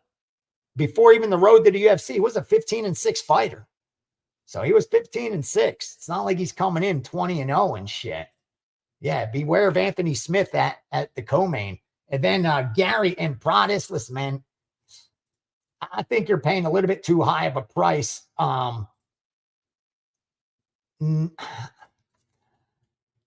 like Gary. I just 160. I'm surprised it's at 160 right now. I really am. Wow. I mean, I like it. I'll tell you the truth. I got Gary early. So I like that. I laid 120 on Gary. So I like that he's minus 160. We placed a good bet. But yeah, now that it's that high, I'm not too sure. Again, Prodis has fought okay competition. He's been a favorite every single fight. And when you look at Gary, I think he's got good experience going the distance with Shakhmanov, dude. That's his first loss. Prior to that, he was a favorite every time, 8-0. And he's fought guys that won 71% of their fights, 48-20 combined. And the one thing about Gary is he's tough, too. I was surprised this total opened 2.5. Very surprised that it opened 2.5. Now it's 3.5. That makes a lot more sense. That makes more sense. You got to look to Gary. I mean, now those 160, that's the problem. Again, I got down 125, 120. I bet it. Gave it to subscribers. Good, at 125. Over as well. I like the over, but now it's 3.5. It was 2.5. So, yeah, that's where I stand there. Let's go. 6 more people. Let's get this to 1,600, baby. 1,600. And I'm going to look one more time. I'm going to peek one more time, see what we got behind the screen. Is there anything in there? Oh, my man, Lucrative James put out a video. He's putting out a parlay, I think. Let's listen to my boy.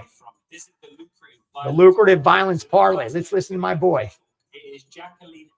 He likes Amarim via submission. I got to agree there. Got to agree there. Amarim. Oh, he's going to fade. He's going to fade Dolby too. This 2-leg parlay comes in at plus 450. My man likes Amarim submission and Brown first round, I think. Brown first round. Wow. All right. I'm going to cheer you in, brother. I'm going to cheer you in. I don't have a dog in those fights, so I'm going to cheer you in. So, yeah, that's where we stand. Let me look behind the screen real fast, see if we got anything new coming in, and then we can shut this down. All right, nothing from that out. Nothing here. The dog even wants this to end. Nothing there, nothing there, nothing there. Except the boxing. I gave you one of the boxing for tomorrow. Let me see anything here. Nope. All right. Looks like we're going to do it. That's going to do it. All right. Now we're only 4 away. 1596, 1597. Let's go. 3 more before we shut this down. We could get there giving nothing but winners. Nothing but winners we got here today, right? We got college baseball, Major League Baseball, Lacrosse, NBA, NHL.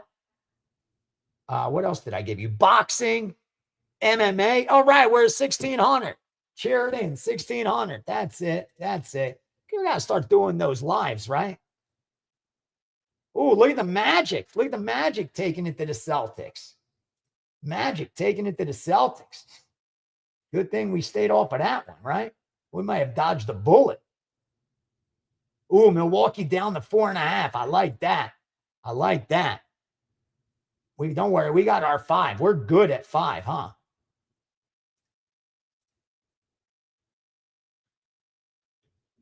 We're good at 5. Let's look at NHL real fast. NHL real fast. 1-1 Montreal, huh? 1-1. We got the over. We got the over, right? In Carolina. We got the plus 110. Yeah, dude, I didn't even want it, but they forced me. They forced me into it.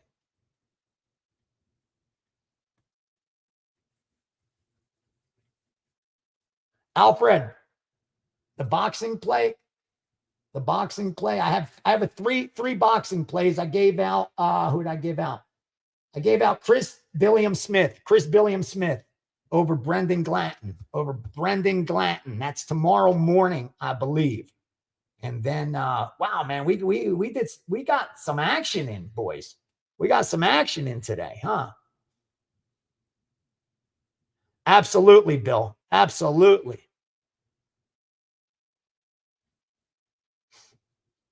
Absolutely. That's not a problem at all. At all. All right. So, and then remember, we already bet Gur Harris in Cage Warriors. And we have a lean on James Sheehan and Matt Elliott. If we do get involved on either of those, I'm telling you now, it'll be a small bet, 2% play, which is, 0.50, 0.5% of bankroll. And MMA, you know what I got? Let me tell you now. For UFC tomorrow, I know I got some action already. We'll have more in there, but we got 1, 2, 3, 4. Already 4 plays for tomorrow's UFC, 5% play, 2 4%, and a 3%. Again, I don't want to brag about the 5%, but you know how they've done. 2025, 75%, 15 and 5, very selective. Sitting at number 1, that's where we want to keep it. Number 4 in profit for 2025. But, we're working our way to number 1. That we won't settle for less than number 1. That's the goal. And remember, keep your risk of ruin low. the best takeaway. I hope the picks win for us, but the picks tonight and tomorrow, it shouldn't change your life one way or the other. They shouldn't be more significant than they are. You should be managing risk correctly, that the outcome's not going to change your life. But what should change your life is bet sizing correctly. That will change your life. It changed mine. Until I learned to manage my risk correctly, the picks didn't matter. I could be getting the best information in the world. You're still going broke. Nothing could stop that. If your risk of ruin, your risk of being ruined is high, you're going broke. And remember, to have just a 40% risk of ruin, which means you'll double your bank 6 out of 10 times, but lose it 4 out of 10 times. So you're better than a coin flip, but not all that much better. You need 200 units just for that. So if you're betting $25 a unit, let's say you're betting $25 on your regular bets, 50 or 100 on your best bets, you need what? What do you need? You need 5 dimes, right? 5 dimes just to not lose your bankroll. What's it called? 4 out of 10. Just to get to that 40% risk of ruin. Remember, 20% risk of ruin, you need 400 units. If you want a 10% risk of ruin, we're going to double your bankroll 9 out of 10 times. You need 500 units. So if you're betting $100 a unit, say you're spreading 100 on your regular, 200 on your best bets, you know what you need, right? You need 50 dimes. You need 50 dimes. If you want a 1% risk of ruin, this is the math. This isn't my opinion. If you want the 1% risk of ruin, where you're going to double your bank 99 out of 100 times if you have an edge. I taught this in Blackjack, where those guys know with certainty before every hand's dealt. They know whether they have the edge, whether the house has the edge, how big of an edge, and what they should do. They already know that. If you sign up for the year, you get that for free. And all the classes up until now, 5 of them, you'll get all those recorded so you can take your time going through them. But I taught them for a 1% risk of ruin, where they're going to double their bank 99 out of 100 times, they need 1,000 units. So again, if you're betting $100 on regular bets, 200 on your best bets, you need $100,000. And again, the internet's going to call me nuts for saying you got 100 dimes, you're betting $100. Well, yeah, if you want a 1% risk of ruin, which means you will double your bank 99 out of 100 times, it's going to take a long time. Don't get me wrong. But what's better? Losing your bankroll and losing it quickly, or growing your bankroll and making money? Return on investment. Again, if you're in that 0.5% that actually has positive lifetime earnings, keep doing what you're doing. But if you're in the 99.5% that is sharp, understands sports betting, follows sports, digs deep, handicaps, but you're not winning money, then no, it's because your risk of ruin's too high. And even with an edge, if you overbet your edge, you're going broke. That's not my opinion. That's a mathematical fact. That's a certainty none of us could avoid. I tried harder than anybody to defy probability and bet more than my bankroll could afford. And I just kept losing it. It wasn't until I said, you want to be a winning sports bettor, your actions need to reflect the winning sports bettor. Again, think of the analogy. Why am I not on the cover of Muscle Fitness? Because I don't deserve to be. I don't eat like they do. I don't work out like they do. I don't sleep like they do. I don't take the supplements they do. I don't take the juice they do. None of that shit. So I don't deserve it. And if you want to be in the 0.5% that actually turns a profit, then you don't chase. You don't bet bad numbers. You don't overbet your bankroll. You don't bet for action. You know what to do. I'm not telling you anything you don't already know, but do it for yourself. You owe it to yourself. If you're going to bet next week, next month, next year, next 10 years, do it for 3 months. You may learn something. Might be life-changing. Do it for 6 months. You owe it to yourself to at least try to do it right. Again, don't do it for me. Don't do it for me. Do it for you. Do it for you. So love you guys. Best way to reach out, hit me up on Instagram, on Twitter, DM. My girl handles all of that. She makes sure she looks through the messages. passes off anything that's vital or anyone to get back to. Thank you. We're over 1,600 here today. Hopefully we do good when all the dust settles. And again, love you guys. God bless you and your families. Hope you have a great weekend. Do some damage. And don't forget, read your Bibles. All the answers are right there in front of you. Just got to open up. Have a good night, brother. Have a good night. Ladies, too, enjoy yourselves. Let's go. I hate when people say that. Let's go. What's that mean?